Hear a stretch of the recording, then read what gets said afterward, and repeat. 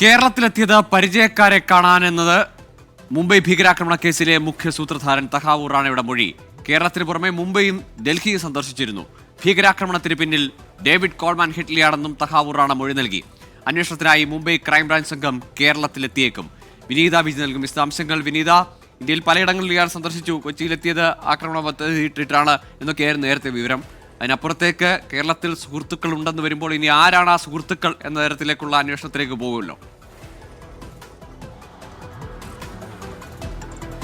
ഉറപ്പായും ഗോകുൽ, അത് സംബന്ധിച്ച പ്രത്യേക അന്വേഷണത്തിന് ഈ ക്രൈംബ്രാഞ്ച് സംഘം, മുംബൈ ക്രൈംബ്രാഞ്ച് സംഘവും പോലീസും കേരളത്തിലേക്ക് എത്തിയേക്കുമെന്നാണ് നമുക്കിപ്പോൾ ലഭ്യമാവുന്ന റിപ്പോർട്ട്. തനിക്ക് ഈ ഭീകരാക്രമണത്തിൽ പങ്കില്ല എന്നും റാണ പോലീസിന് മൊഴി നൽകിയിട്ടുണ്ട്. ആദ്യഘട്ടത്തിൽ ഈ ചോദ്യം ചെയ്യലിനോട് തഹാവൂർ റാണ പൂർണ്ണമായും സഹകരിച്ചിട്ടുണ്ടായിരുന്നില്ല. പിന്നീട് അന്വേഷണ സംഘം ഈ ചോദ്യങ്ങൾ ആവർത്തിക്കുകയായിരുന്നു.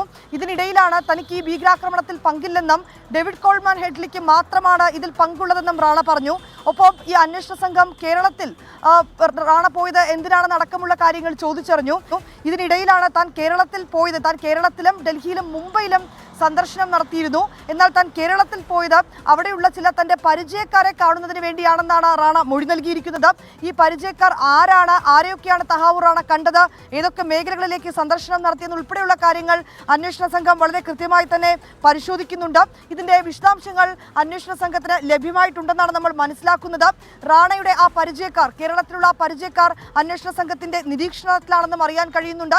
അങ്ങനെയെങ്കിൽ ഈ പ്രത്യേക അന്വേഷണ സംഘം കേരളത്തിലെത്തി ഈ ആളുകളുമായി നേരിട്ട് കണ്ട് അവരിൽ നിന്നടക്കം വിശദമായിട്ടുള്ള വിവരങ്ങൾ, മൊഴികളടക്കം തേടാനുള്ളൊരു സാധ്യതയുമുണ്ട്. NIA ആസ്ഥാനത്തെത്തിയാണ് തഹാവൂർ റാണയെ മുംബൈയിലെ പ്രത്യേക അന്വേഷണ സംഘം ചോദ്യം ചെയ്തത്.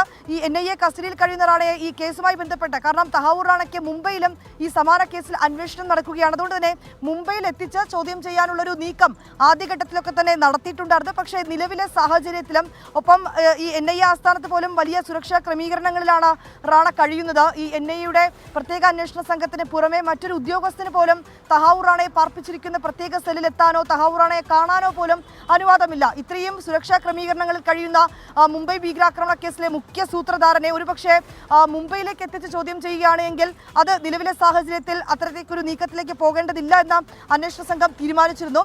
തുടർന്നാണ് പ്രത്യേക അന്വേഷണ സംഘം ഡൽഹിയിലെ NIA ആസ്ഥാനത്തെത്തി തഹാവൂർ റാണയെ ചോദ്യം ചെയ്യുന്നത്. ഈ ചോദ്യം ചെയ്യലാണ് കേരളത്തിലെ സന്ദർശനം അടക്കമുള്ള കാര്യങ്ങളെക്കുറിച്ച് നിർണായകമായിട്ടുള്ള മൊഴി തഹാവൂർ റാണ നൽകിയത്. ഗോകുൽ, ശരി, NIA കസ്റ്റഡിയിലുള്ള തഹാവൂർ റാണയാണ് മുംബൈ പോലീസിനോട് പറയുന്നത് തനിക്ക് കേരളത്തിൽ സുഹൃത്തുക്കളുണ്ട്, അവരെ കാണാനാണ് കേരളത്തിലെത്തിയത്. ഇദ്ദേഹം കൊച്ചിയിലെത്തി തഹാവൂർ റാണ എന്നത് നേരത്തെ തന്നെ പുറത്തു വന്ന വിവരമാണ്. അപ്പോൾ കേരളത്തിലെ സുഹൃത്തുക്കൾ ഇനി ആരാണ്, അവരെ കേന്ദ്രീകരിച്ച് ഇവർ തമ്മിലുള്ള സൗഹൃദം എന്താണ്, ഇടപാടുകൾ എന്താണെന്നുള്ള അന്വേഷണത്തിലേക്ക് കൂടി പോകും. വിനീത വിജയാണ് വിശദാംശങ്ങൾ നൽകിയത്.